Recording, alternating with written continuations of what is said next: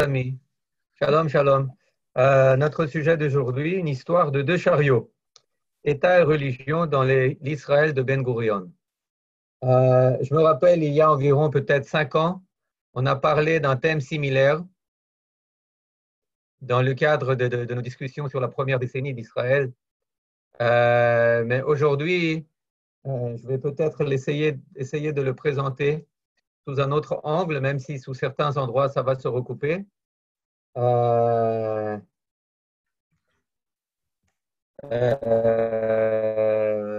et puis, en tous les cas, je voudrais, pourquoi en parler? Parce que entre Yom Yerushalayim et Shavuot, je crois qu'il y a rien de plus pertinent que de parler de du lien entre notre souveraineté, notre capitale, l'incarnation de la souveraineté juive sur Eretz Israël, dans notre État hébreu, et d'un autre côté, la révélation, le mont Sinaï, c'est-à-dire parler de ce rapport au niveau le plus concret, le plus terre-à-terre, le plus politique, de ce rapport entre Eretz Israël, entre Ribonut Israël, la souveraineté d'Israël, et entre la Idgalut, entre la révélation, c'est-à-dire entre l'étage spirituel, l'étage de Kodesh, de sainteté de notre être.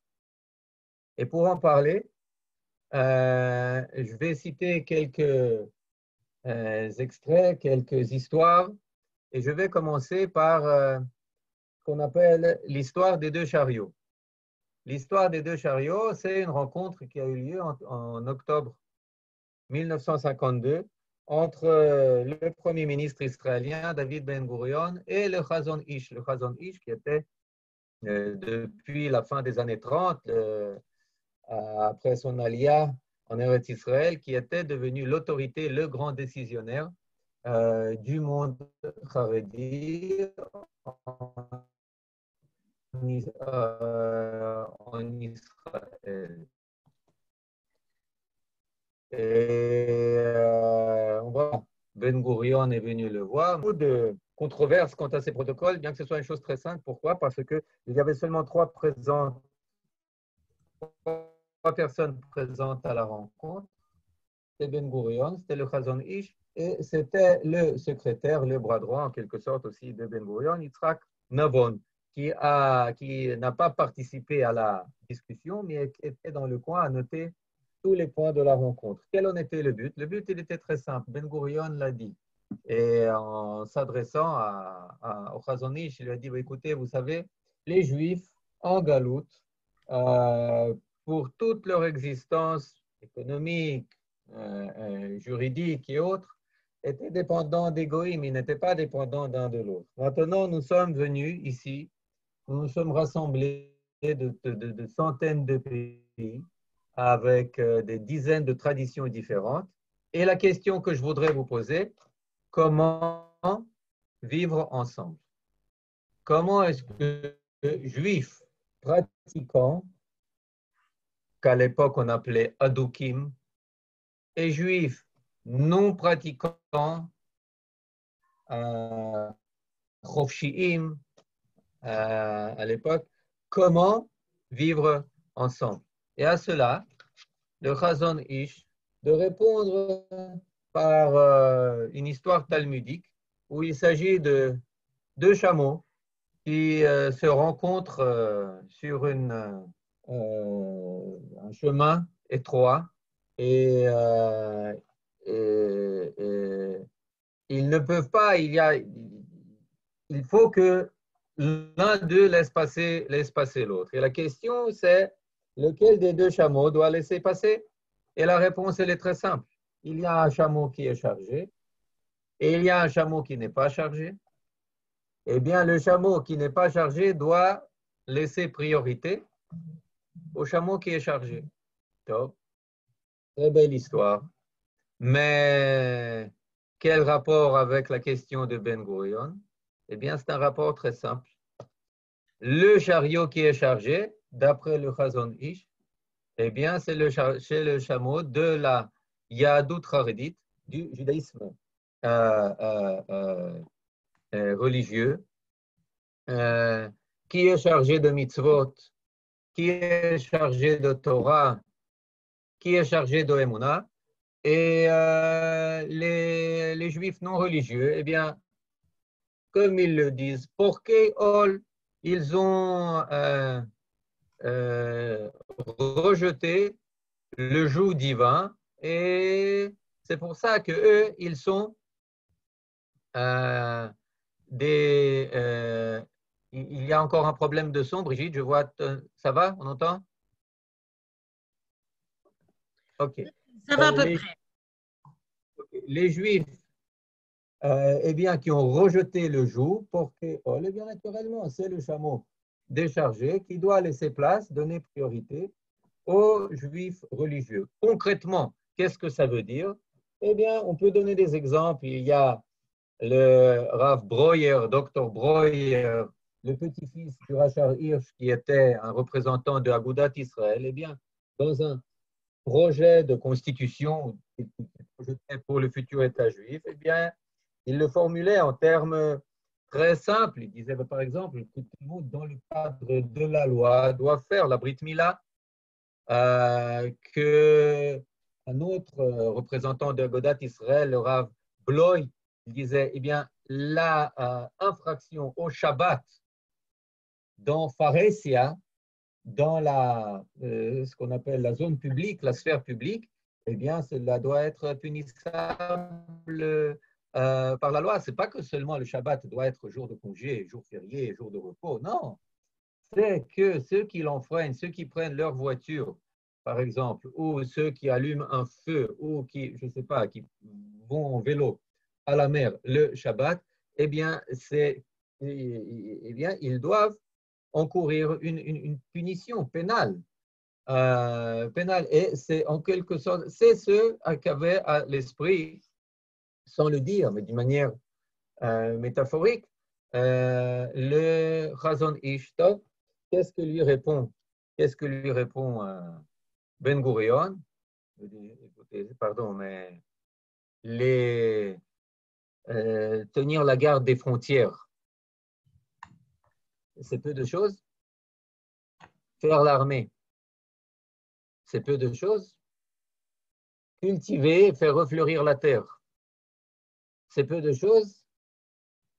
Faire revivre la souveraineté, l'État juif après 1800 ans d'exil, c'est peu de choses. Réponse de Chazon Ish, mes chers amis, vous savez pourquoi nos forces remportent victoire et ont la capacité de tenir la garde sur nos frontières? Mes chers amis, c'est parce qu'il y a des Bachurei Yeshivot, chez Toratam Omanutam, qui étudient la Torah. Ben Gurion de répondre, non, vous vous êtes trompé, c'est l'inverse. C'est l'inverse. S'ils ont la capacité, si on n'était pas là pour garder les frontières, eh bien, et les étudiants de Yeshiva, eh bien, ils seraient massacrés. Et ainsi de suite. Et Yitzhak Navon, de dire que chacun, c'était une rencontre très amiable, très amicale, avec beaucoup de sourires, avec beaucoup de rire, avec beaucoup de respect mutuel. Mais ni Ben Gurion, ni le Chazon Ish n'ont bougé d'un millimètre quant à leur position. Maintenant, pourquoi est-ce que je commence par cette histoire? Eh bien, parce que cette histoire, elle est devenue, en quelque façon, une formule centrale, la formule clé pour définir les relations entre juifs pratiquants et non pratiquants en Israël. Il ne s'est pas passé une année après sans que tel ou tel homme politique, homme d'État, écrivain, Yair Tzaban, Amos Oz, etc., ne fasse référence à cette formulation et parle des relations au sein du peuple juif en Eretz Israël, comme des relations entre Agala, chariot plein et chariot déchargé. Chariot chargé et chariot vide. Carrosse chargé, carrosse vide. Bien entendu, chacun appelant à son chariot, le chariot plein, etc. etc. OK. Maintenant, ça, c'est une première chose. Une première histoire, il faut savoir que ce n'est pas pour rien que Ben Gurion, juste pour compléter la fiche historique, ce n'est pas pour rien qu'il est venu rendre visite à Bnei Brak au Chazon Ish, mais ça faisait suite à la démission du parti Agudat Israël et pour aller Agudat Israël, du gouvernement israélien.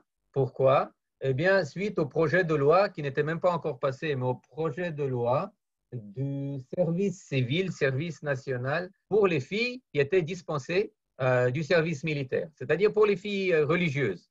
À l'époque, il fallait venir avec deux témoins pour dire que je suis une fille venait, dit je suis religieuse, voilà papa, voilà mon oncle, voilà je ne sais pas qui, etc. Ils disent effectivement, elle fait les mitzvot, etc. OK, on lui donnait le papier qui la déchargeait du service militaire, et voilà. Mais en 52 a été proposé un projet de loi qui disait, OK, tu seras dispensé de l'armée, mais tu vas servir le peuple, je ne sais pas, dans l'éducation, dans les hôpitaux, ce n'était pas aussi développé qu'aujourd'hui, mais bon. Et sur ce, la Rabbanut Harashit, les partis Charedim, le Rav Harashi Pesach Frank de Yerushalayim, beaucoup de personnes, pas tous, même les sionistes religieux, le parti Mizrahi, étaient aussi opposés. Les seuls dans le monde religieux qui étaient ouvertement pour, c'était le kibbutz Adati, Torah et Avoda. Mais cela dit, c'est ce qui, les partis orthodoxes, ultra-orthodoxes ont démissionné et Ben Gurion, il est allé les voir, leur décisionnaire. Ça, c'était juste pour compléter l'image. Donc là, on voit deux positions qui sont extrêmes, véritablement, pas seulement au niveau politique, mais au niveau idéologique, presque incompatibles. Votre chariot est vide et le nôtre est plein. Et Ben Gurion de dire non, non, non, c'est tout à fait l'inverse. C'est notre chariot qui est plein et c'est le vôtre qui est vide. Et c'est pas ainsi qu'il a dit, mais il considérait certainement le chariot sioniste, socialiste, comme beaucoup plus chargé que celui qui était, qui était religieux, d'autant plus que Ben Gurion, eh bien, comme il devait le dire plus tard, il disait, écoutez, votre chariot, même si vous le considérez plein aujourd'hui, eh bien, il est en train de se vider.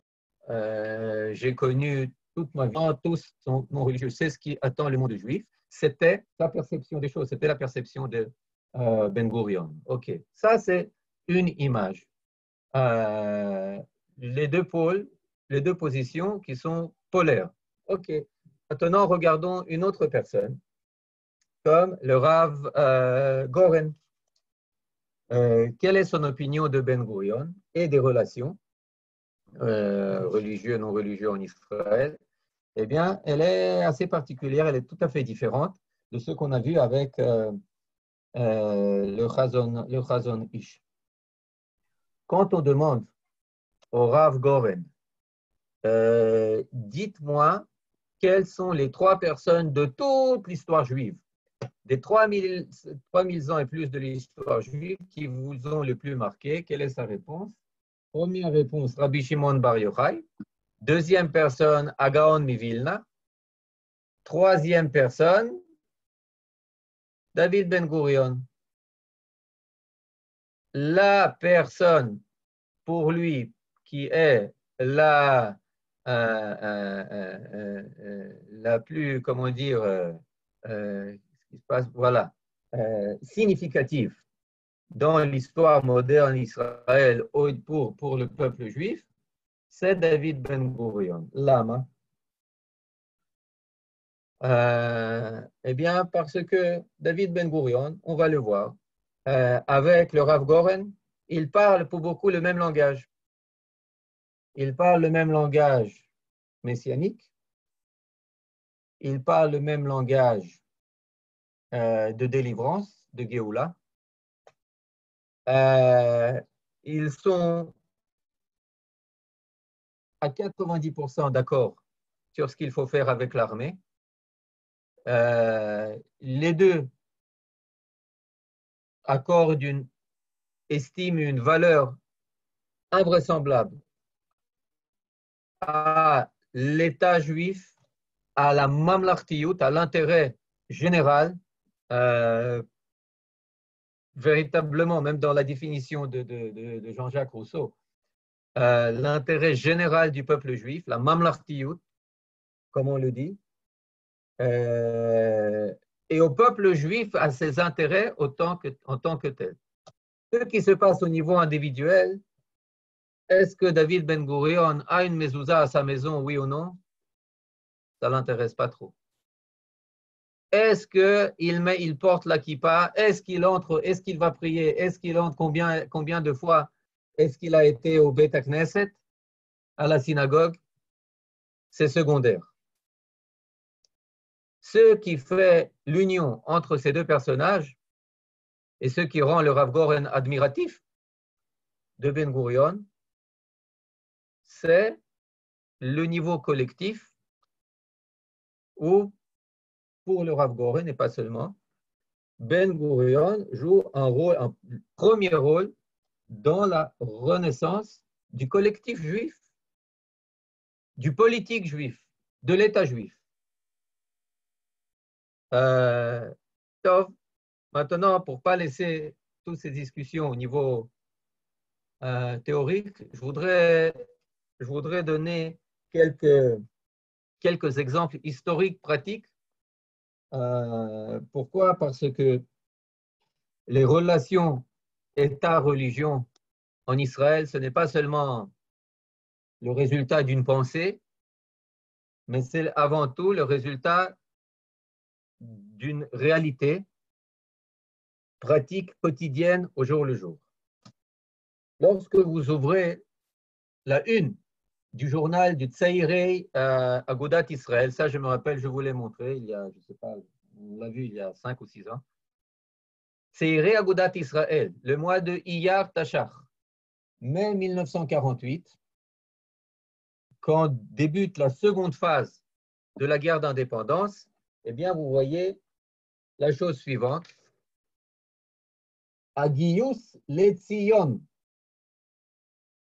Gius, la mobilisation pour Tzion. Je m'excuse, je n'ai pas eu le temps de scanner, etc., et de mettre sur le terre. Agius Letzion. Appel à se recruter, à se mobiliser pour l'armée juive, effectivement, pour l'armée d'Israël. Il faut savoir qu'à l'époque, déjà existait le principe de Torato Umanuto. Toutes les personnes qui étudiaient dans les yeshivas pouvaient venir et présenter leur certificat d'étudiant de yeshiva et être libérés du service militaire. L'écrasante majorité ne l'a pas fait. L'écrasante majorité s'est mobilisée soit pour creuser des tranchées à Jérusalem, soit pour servir dans les unités d'artillerie au nord, soit pour périr dans ce qu'on appelle le détachement de Dieu à ce qui est aujourd'hui Kiryat Gat, où près de 100 soldats juifs religieux ont perdu leur vie dans la guerre avec les Égyptiens. Et puis, quelque chose s'est passé. En plein milieu de la guerre, des manifestations de juifs religieux et ultra-orthodoxes sont en train d'inonder les rues de Bnei Brak, de Tel Aviv, de Petah Tikva, de Jérusalem. Qu'est-ce qui s'est passé? Qu'est-ce qui s'est passé? Eh bien, ce qui s'est passé, c'est la chose suivante. Deux cuistots, deux chefs cuisiniers de la brigade Alexandroni, en août 1948, religieux, ont reçu l'ordre, le Shabbat, de cuisiner et de l'évachel, de faire cuire des choses pour les soldats qui devaient partir en guerre. Ils ont refusé. Ils ont refusé et ils ont été passés au tribunal. Et le tribunal, il a dit deux choses. Ah, si c'est comme ça, eh bien, première chose, une semaine de prison, d'incarcération dans l'armée militaire, dans la prison militaire. Deuxième chose, être rasé, être humilié. Les deux cuisiniers ont eu le culot de faire appel. Et alors, le tribunal militaire, il a dit, ah, c'est comme ça. Alors, on va multiplier votre peine par 12. Et vu que vous avez été déjà rasé, bon, ben, ça, c'est fini. Mais maintenant, vous allez faire 3 mois de tôle. C'était la raison des manifestations qui submergeaient les rues des villes centrales d'Israël. Avant même les premières élections, déjà, les ministres religieux, Fishman, Rav Fishman, Maimon Fishman, démissionnent du gouvernement de Ben Gurion. Le premier commandant en chef, Yaakov Dori, dit bah, écoutez, ce n'est pas de notre faute, c'est que l'armée n'est pas encore organisée, on n'a même pas un rabbinat. Sur ce, le Rav Arashi, le Rav Goren est nommé grand rabbin de l'armée de défense d'Israël. Il prend les rênes en main et avec le soutien à 100% de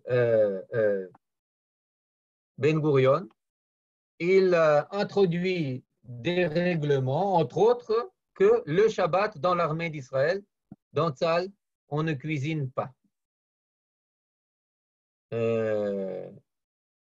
Mais cette histoire, c'est une histoire qui révèle et qui nous donne véritablement à comprendre la question du Ben Gurion, au Chazon Ish. Comment on fait pour vivre ensemble? Pas seulement dans la rue, mais dans l'entité collective qui s'appelle Israël, l'entité collective juive nommée Israël. Parce que on peut répondre de deux façons à cette question. Quelque temps, très peu de temps après l'affaire avec les deux cuistots, eh bien, se pose la question, mais dites-moi, mais comment, de quoi va avoir l'air l'armée nouveau-née, nouvelle-née, je ne sais pas. Et à ce moment-là se rassemblent les représentants des différents partis avec le jeune Rav, il a à peine 30 ans, le Rav Goren, et Ben Gurion. Les premiers à parler, c'est le représentant religieux, c'est le représentant du MAPAM, etc., etc. Et tous sont d'accord. Les ultra-religieux d'un côté, religieux, et les ultra-laïcs de l'autre, marxistes, tous sont d'accord. Il faut séparer. Il faut une armée religieuse de religieux. Et il faut, avec le Shabbat, avec toutes les prières qu'ils veulent, 1, 2, 3, 4, avec toutes leurs fêtes, avec leur kashrut, avec leur bassar chalak, c'est vous qui décidez. Et une armée non religieuse, avec les ex-membres du Palmar à leur tête, qui vont manger ce qu'ils veulent, quand ils veulent, où ils veulent, s'entraîner comme ils veulent, où ils veulent, le Shabbat, les fêtes, sans aucune différenciation. Et tout le monde entonne la même musique. Et puis vient le tour du Rav Goren d'intervenir. Et il dit, Loïe. Loïe. ce que vous dites ne se fera pas pour la simple raison que vous voulez 2 armées. Vous voulez une toute petite armée qui respectera tout et une grande armée où il n'y aura ni Shabbat, ni fête, ni kashrut,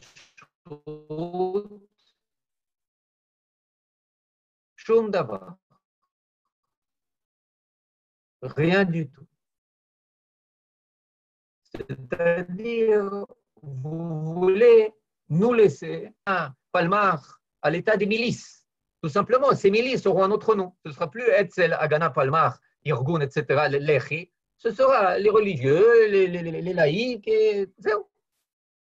Et Ben Gurion de dire, entendu, je soutiens entièrement le Rav Goren pour la simple raison que notre armée, c'est le cœur de notre mamlartiyut. C'est le cœur de notre intérêt général. C'est le cœur de notre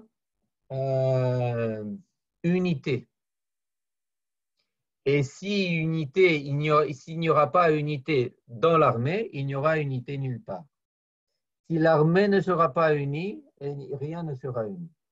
Et le Rav Goren de dire ensuite, vous savez, pour moi, l'armée, c'était véritablement le prototype du futur État. Pourquoi?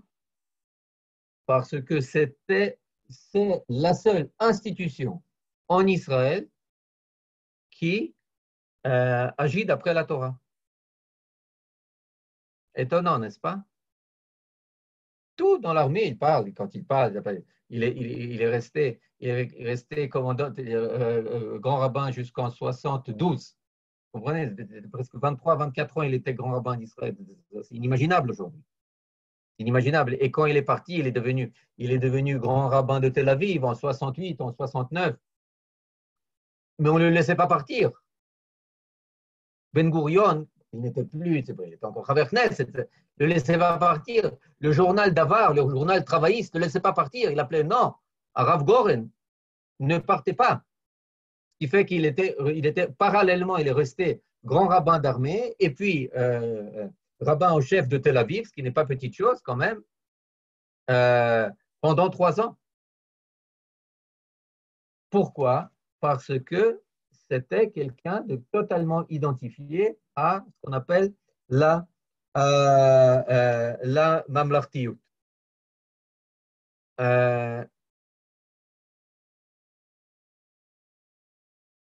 Et c'est pour ça que Ben Gurion aussi, il l'a soutenu pas seulement dans l'interdiction d'entraînement pendant Shabbat, pas seulement pour les cuisines, qu'elles soient cachères, pas seulement que toutes les cérémonies se fassent avec la présence des rabbins, que les funérailles lo aleinu, des soldats se fassent avec une cérémonie religieuse, avec Kaddish, avec El Malé Rachamim. C'était une chose qui n'allait pas de soi. Les gens du MAPAM, les gens ex-membres du Palmar, ne voyaient pas cela de telle manière. Je passe beaucoup d'autres détails comme ça, mais dans toutes ces choses, Ben Gurion était avec lui. Pourquoi? Pour une raison très simple. C'était la garantie de l'unité de l'armée. C'était la garantie de l'unité de l'armée, qui garantissait l'unité du peuple juif.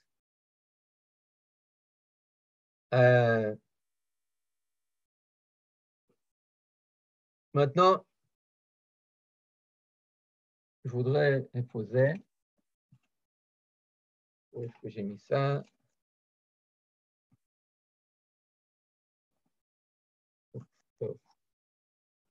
C'est pas ici, peu importe, je vais le dire plus tard.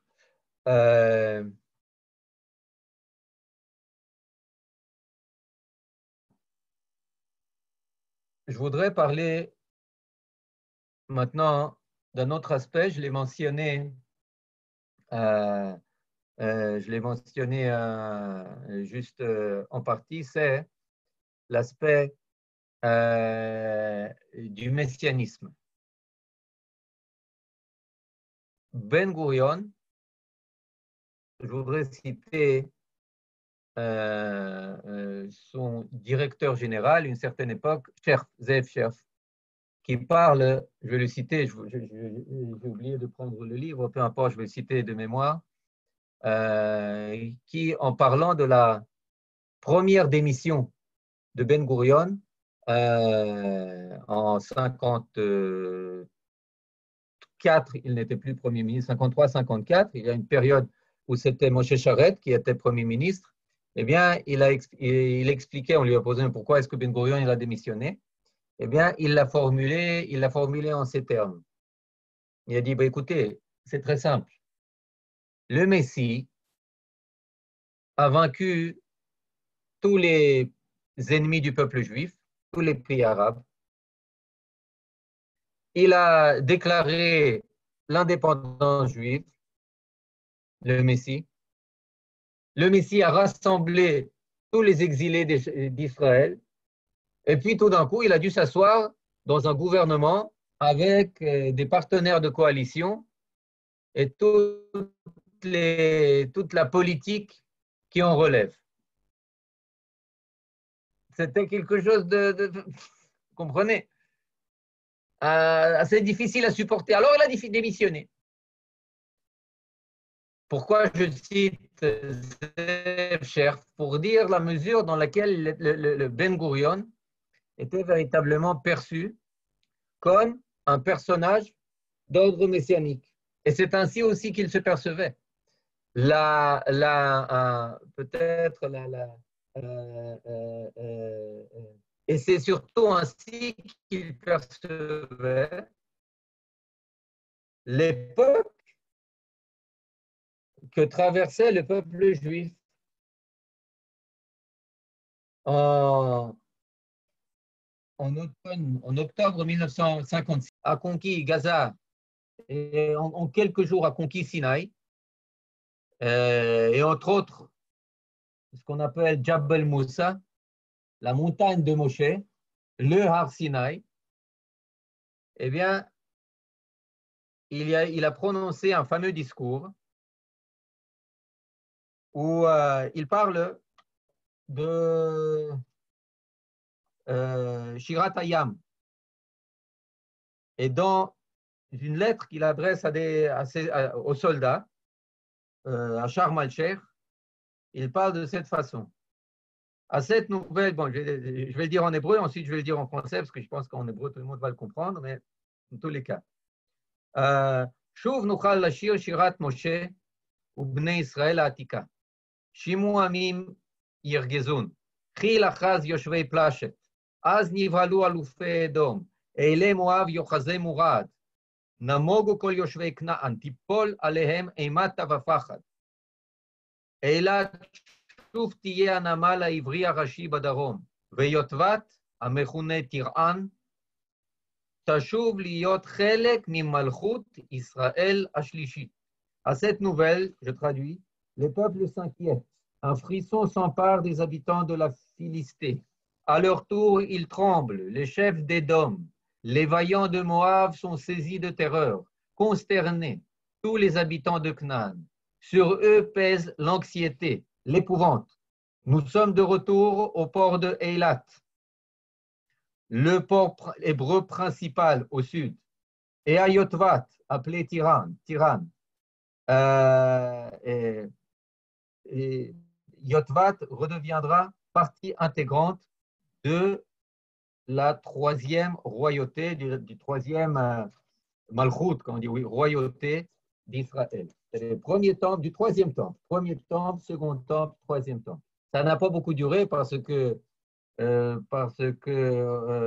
Khrushchev et Eisenhower nous ont présenté un ultimatum qui nous a forcés de nous retirer après quelques mois, mais peu importe, on voit que Ben Gurion parle en termes absolument messianiques de ce qui se passe. Il parle en termes de délivrance.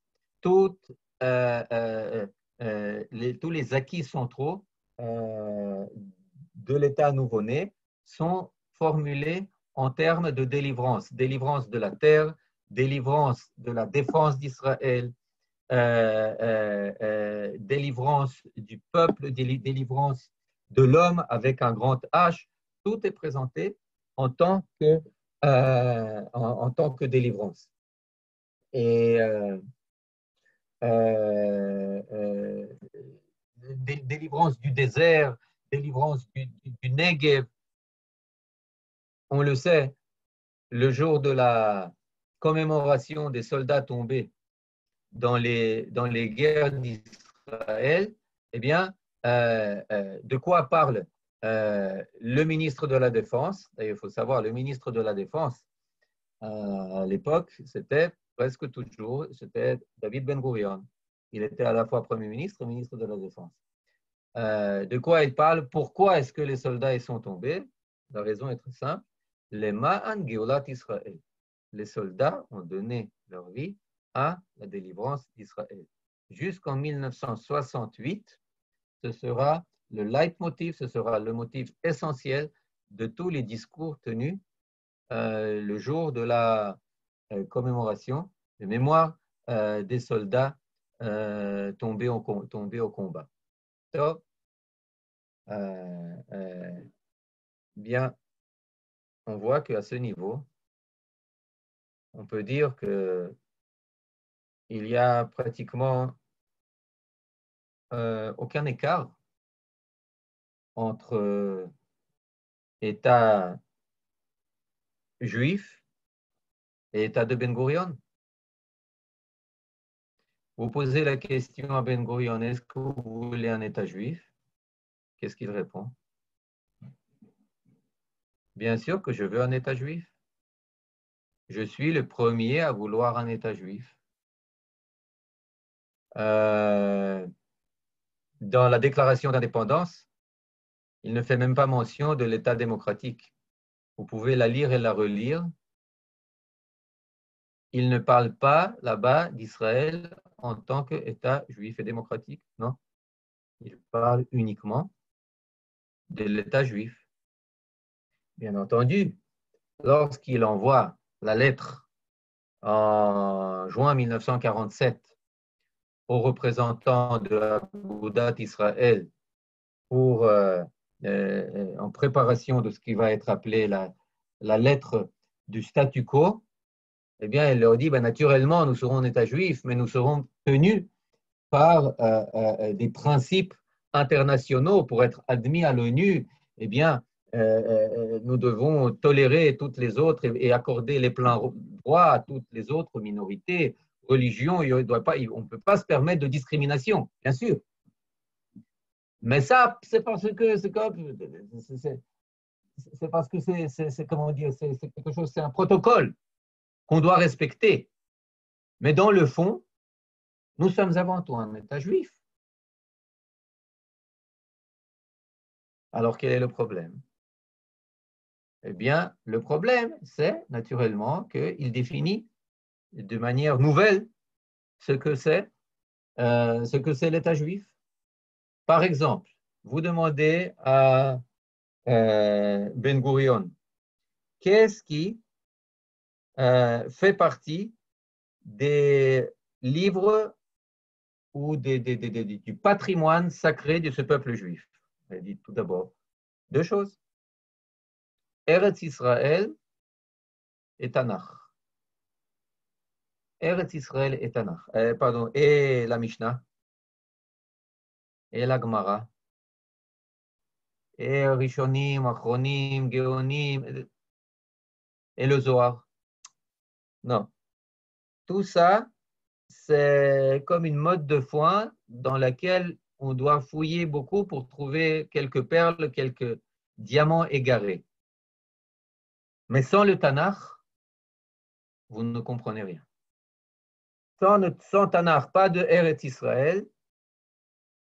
Et sans Eretz Israël, vous ne comprenez pas non plus le Tanakh.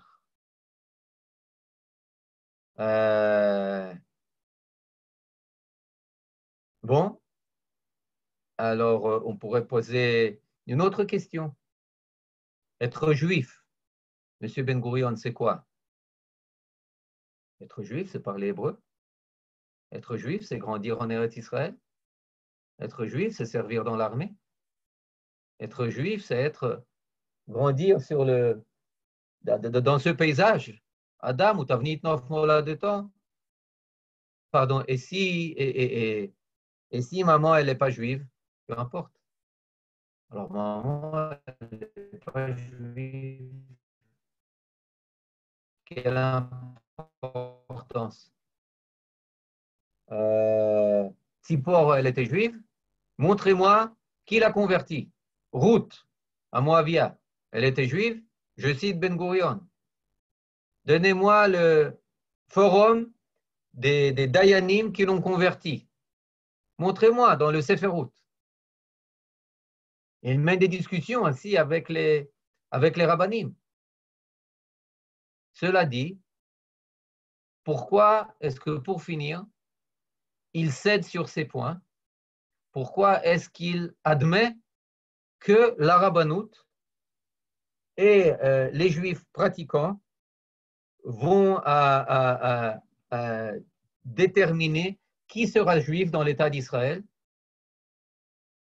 et vont déterminer ce qu'on va étudier dans les écoles juives, laïques et non laïques, avec 5 yechidot, ce qu'on appelle dans la Gemara, qu'on peut étudier partout.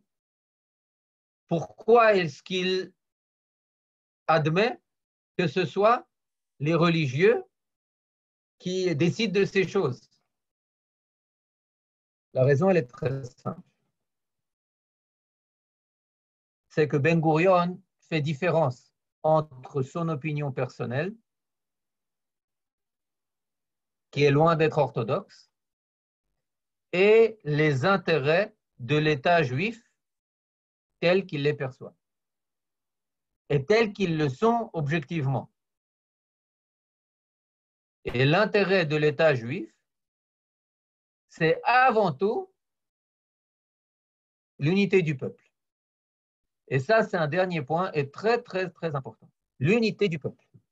Tout peut être consacré à l'unité du peuple. C'est pas moi qui le dis, c'est lui qui le dit, le formulant d'une manière très précise, en disant que si vous mettez toutes les valeurs humaines et autres sur, comment dire, une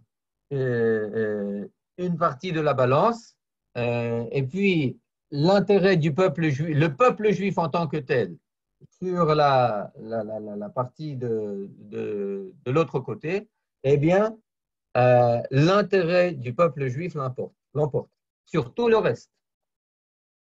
Et l'unité du peuple juif l'emporte sur tout. C'est pour ça que lorsque, on l'a vu, en 1958, se déclenche la controverse sur qui est juif avec le ministre de l'Intérieur Israël Bar Yehoud du parti Mapam, qui dit qu'être juif, c'est une question de sentiment personnel, de conscience personnelle, chacun se définit selon ce qui lui semble juste. Eh bien, Ben Gurion, qui dans le fond est d'accord avec lui, il adresse quand même une lettre à 50 Chachamim juifs en Israël et dans le monde entier, où il leur pose la question qui considérait en tant que juif. Bon, c'est une question qui prend plus de 5 pages, mais ce n'est pas aussi simple. Il s'intéresse tout particulièrement aux enfants, etc., peu importe. Mais il l'envoie avant tout à des rabbanim. Il l'envoie avant tout à des rabbanim dont il sait a priori quelle réponse il va recevoir. Et effectivement, sur 44 personnes qui lui répondent, 36 répondent selon la halakha. Cela lui importe et il l'a fait a priori parce qu'il savait que c'était le garant de l'unité du peuple. Je vais juste lire les questions que vous posez. Peut-on augmenter le son? Une double titre sérieuse. Regarde, je vais essayer de le faire. Je vais parler plus fort. C'est Ben Gurion qui a permis aux orthodoxes de ne pas faire l'armée. Était-ce aussi dans l'intérêt de l'unité du peuple? Très bonne question. Euh, euh, tout d'abord, oui, c'était le prix à payer. C'était le prix à payer. Deuxième chose, il comprenait très bien la position des ultra-orthodoxes. Le monde de Torah était anéanti. Toutes les yeshivot qui ont existé en Europe de l'Est, aucune en Europe de l'Est n'a survécu. Shum Davar. Il y en a qui ont été transférés en Amérique, les coudes, il y en a qui ont été transférés en Angleterre. L'essentiel a atterri en Eretz Israël et c'est pour cela qu'on devait prendre les mesures pour redonner des forces au monde de la Torah.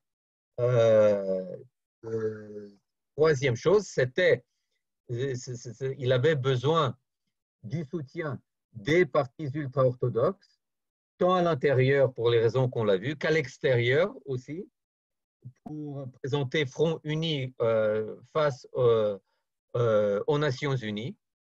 Et quatrième point, il voyait cela comme quelque chose de temporaire. 15 ans après avoir signé, 15 ans après avoir donné cette possibilité de dire que Torato au Manuto, que la Torah, c'est effectivement l'occupation de cette personne, ce qu'il est le bien de l'armée, eh bien, il a dit, quand j'ai signé, je ne pensais pas que ça allait se développer, que ça allait prendre une telle ampleur. Bon, en 63, il a écrit, je ne sais pas, ce n'est pas encore une très grande ampleur, peu importe, mais cela veut dire effectivement, sur le coup, il l'a donné à 400 étudiants. Il ne pensait pas que ça allait devenir des milliers, des dizaines de milliers, effectivement. Ça va, on entend mieux l'écoute, ça va, Ted? J'essaie de parler un peu plus fort. Euh, Maintenant, euh, donc, je voudrais, avant de conclure, euh, et présenter encore une histoire, euh, peut-être partiellement anecdotique, mais qui est très représentative. Ce n'est pas anecdotique, elle est réelle, tout à fait réelle. Ça s'est passé au début des années 70, lorsque David Ben-Gurion, qui était déjà dans ce kibbutz de Sde-Boker et qui s'occupait beaucoup de l'étude de la Torah, Torah Shedirtav, du Tanakh, est tombé sur une question à laquelle il n'avait pas de réponse. On le sait, dès le début de l'État, eh bien, il a initié un cercle d'études de Tanakh où il invitait professeurs, ministres, rabbins, etc., pour étudier véritablement le Tanakh et essayer d'appliquer ces leçons à la réalité d'Israël, à la réalité actuelle. C'est lui qui formulait et qui posait la question centrale du Chidon à Tanakh, dont il était aussi l'un des initiateurs, etc. On connaît tous son amour, on a parlé pour le Tanakh, et c'est ainsi qu'il a une question à laquelle il n'a pas de réponse. Il s'adresse au Rav Lau, le père, qui était à l'époque rabbin dans un des quartiers de Tel Aviv. Il l'appelle, et bon, le rabbin il est un peu surpris. Il appelle son frère, qui travaillait au ministère de la Défense. Si ce n'était pas un tour qu'on lui jouait, le frère vérifie, il dit non, non, non, non, c'est véritablement c'est le Premier ministre, l'ex-Premier ministre, Ben Gurion qui l'a appelé. OK, alors il le rappelle. Il dit oui, qu'est-ce que je peux faire? Eh bien, écoutez, si vous pouvez m'accorder quelques heures de votre précieux temps pour venir à Sde-Boker pour qu'on parle un peu de Torah, pas de problème. Il arrive à Sde-Boker. La question qu'avait Ben Gurion, c'était dans les mamash, la première paracha sur les Bnei Elohim, les fils de Dieu dont on parlait pendant le Dor à Maboul, etc., etc. Qu'est-ce que c'est? Bon, ok, Ted. Et ensuite, bon, ils ont parlé. Alors là, le Rav là-haut, il lui dit maintenant, j'ai répondu à votre question.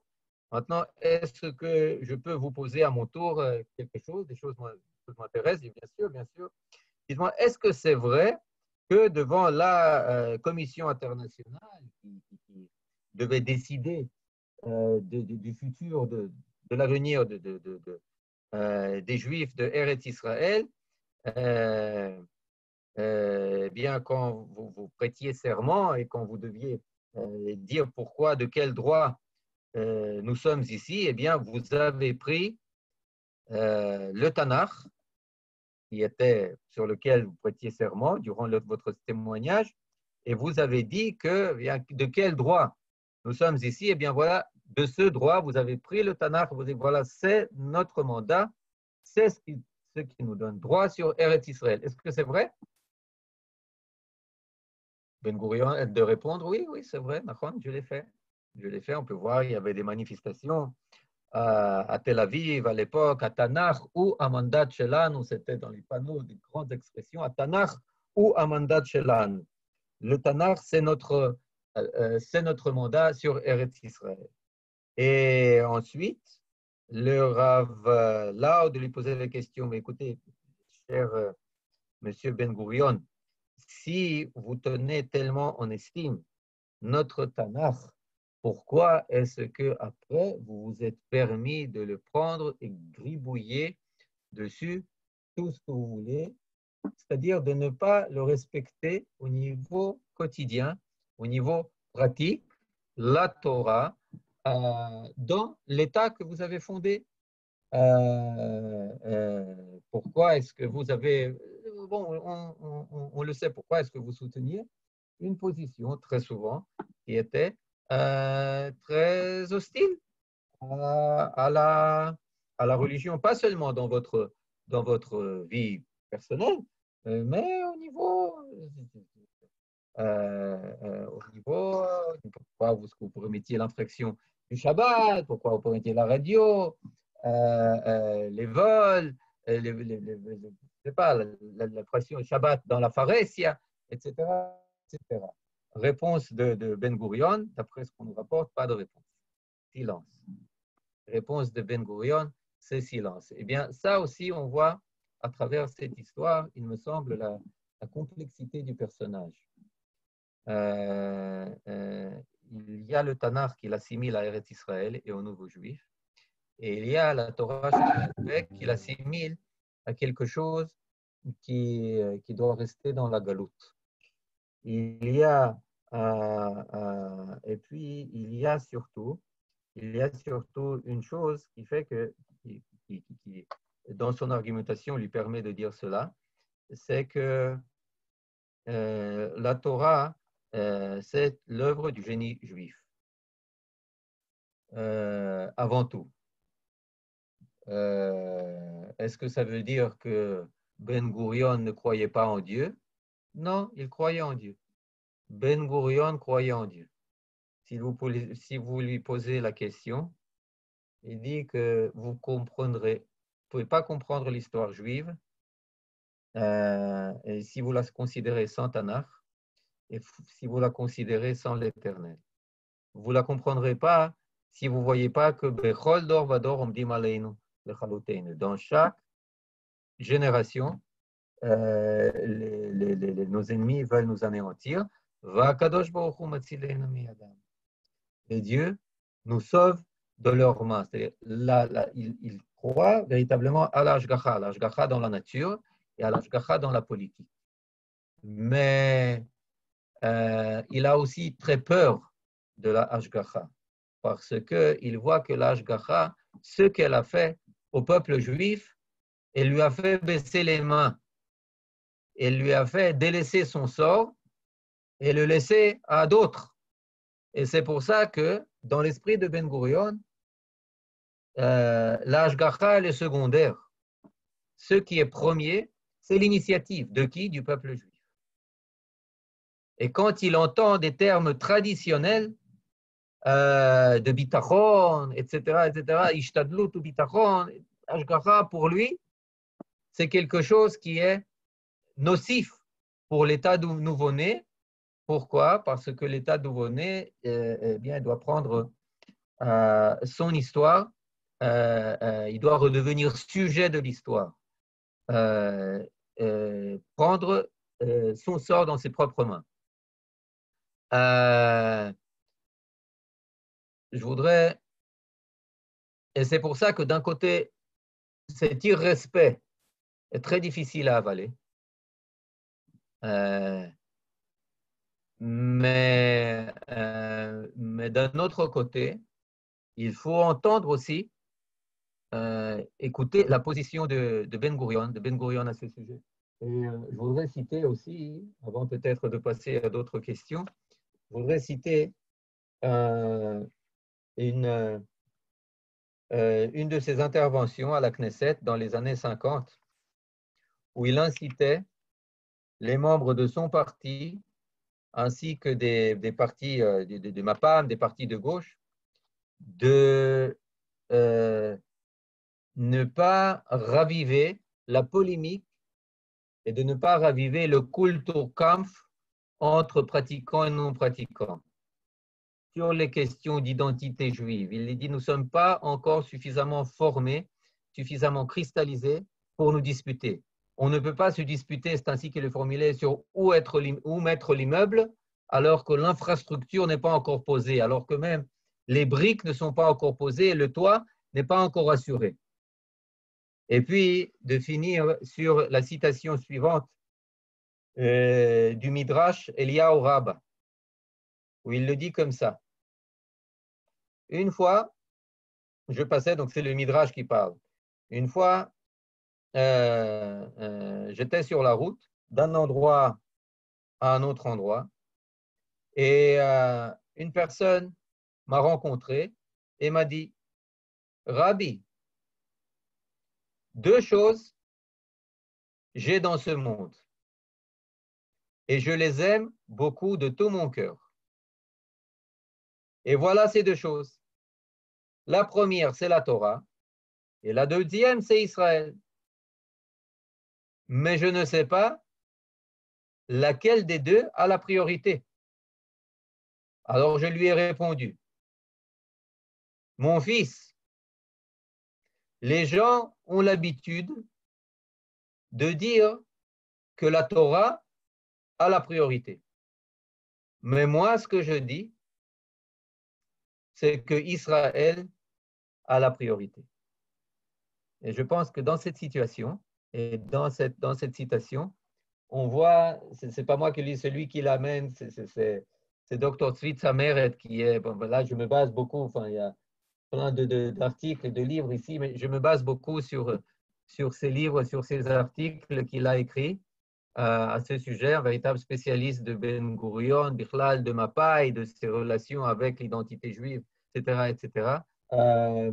Il dit que c'est peut-être l'une des phrases les plus centrales pour comprendre pas seulement la personnalité, mais encore plus l'idéologie et la conception politique de Ben Gurion. Je vais dans le chat. Je crois que vous avez dit que la Torah est l'œuvre du génie juif. Qu'est-ce que cela signifie? Que le Tanakh est l'œuvre du génie juif, que la tradition juive, Talmud, etc. est l'œuvre du génie juif. Ça veut dire que ça a plus à faire à Yiddish Kopf qu'à la révélation du mont Sinaï. Vous comprenez? Ça veut dire que c'est tout simplement la perspicacité, l'intelligence, la curiosité de ce peuple qui est, c'est ce peuple qui est l'auteur du Tanakh et la révélation, c'est quelque chose de secondaire. Regarde, je remonte. Pas sujet de l'histoire, mais acteur de l'histoire. Oui. Quand je dis sujet, je fais référence pas objet de l'histoire comme on l'était pendant l'exil, mais véritablement sujet, c'est-à-dire acteur, effectivement. Dans ma question, je voulais dire pour Ben Gurion, Ken, ok. Est-ce que la division du système éducatif entre laïcs et religieux est intervenue du temps de Ben Gurion? Non. La division était encore beaucoup plus grande bien avant, parce que avant l'État, vous aviez les partis États. Chaque parti était un État en soi. Il y avait son équipe de foot, son armée, son système social, son système éducatif, tout ce que vous voulez, son système de logement et ses écoles. Et ses écoles. Et Ben Gurion a essayé de tous les réunir. Ça n'a pas marché. La seule chose qu'il a réussi de faire, c'est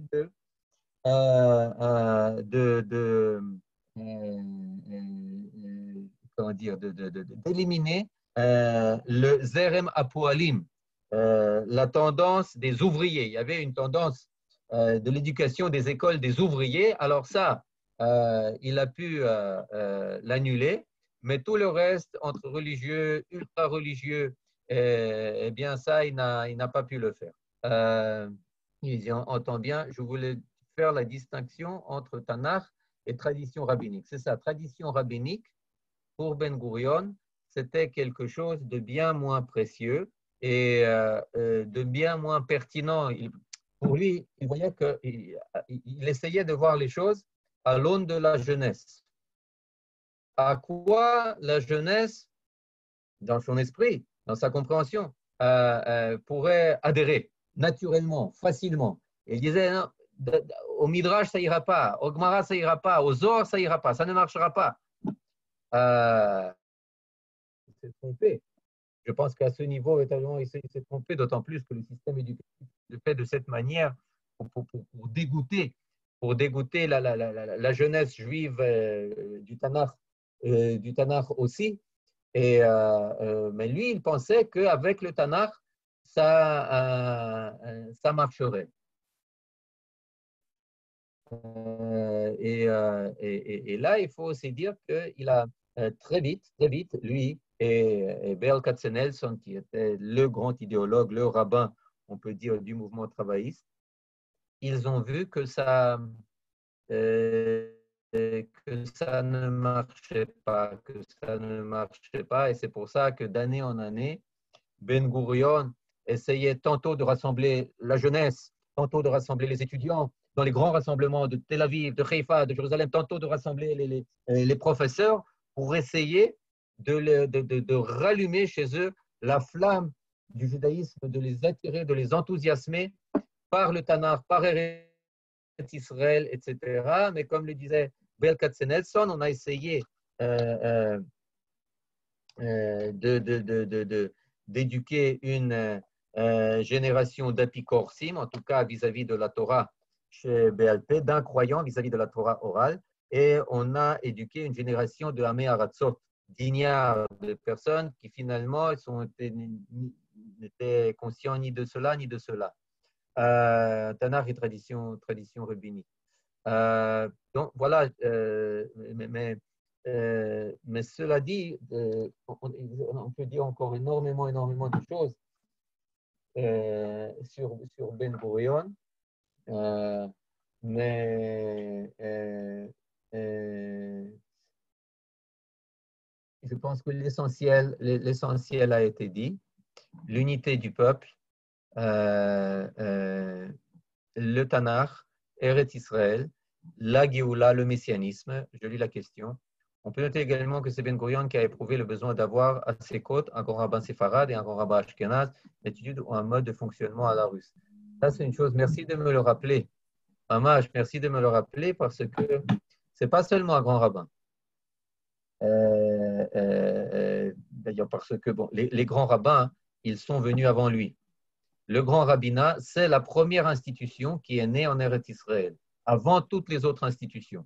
Avant la Sokhnout, avant la Knesset, je parle de la Knesset qui était avant la Knesset de 49. C'était le rabbinat avec le Rav Kook. Pourquoi? Parce que la raison était naturelle, c'était dans le cadre de l'Empire ottoman, eh bien, les communautés étaient définies selon leur identification religieuse. Alors, les Anglais ont adopté cela et puis ont défini les Juifs en tant qu'entité religieuse avec à leur tête le grand rabbin, le Rav Kook. Mais ça, c'est une chose. Ce qui est intéressant, c'est que Ben Gurion, c'est lui qui a nommé le Rav Goren et c'est lui qu'il a fait l'un des officiers les plus haut gradés de Tzahal. Et ensuite, il l'a fait général. Il n'était pas forcé de le faire. Et dans le cas de ce que vous dites, il a fait, pour lui, c'était une chose d'importance primordiale que dans toutes les coalitions, il y ait des partis religieux. Après 1952, les partis ultra-orthodoxes Haredim ont quitté la coalition jusqu'en 1977, mais le parti national religieux, le Mizrahi, Hapoel HaMizrahi et ensuite le Mafdal, était toujours représenté, à une exception près, en 58-59, il n'était pas, mais sinon, il faisait toujours partie de la coalition. Et là, il faut dire peut-être que Ben Gurion en avait besoin. Non, Ben Gurion n'en avait pas besoin. Il pouvait faire dès le début une coalition travailliste, une coalition prolétaire. Il aurait eu une écrasante majorité.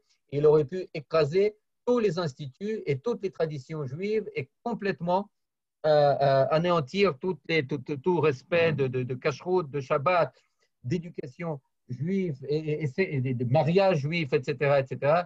Il ne l'a pas fait parce que il ne voyait pas comment le peuple juif pouvait être uni sans l'entité religieuse, sans les représentants de la Torah. Il le reconnaissait, il le disait. On ne peut pas être, nous sommes ici que 10% du peuple, 15% du peuple, 5% du peuple au début. Nous ne pouvons pas laisser de côté les juifs de la Torah.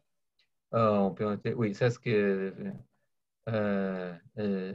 c'est une chose, merci de me l'avoir rappelé, chose très, très, très, très, très importante. Les gens du MAPAM et beaucoup, beaucoup de personnes dans dans le MAPAI ne le comprenaient pas, mais c'était quelque chose de question de principe pour lui.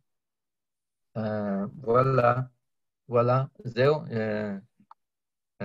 Si vous n'avez pas d'autres questions, alors je pense on peut terminer ici, ou bien on peut passer aux interventions orales.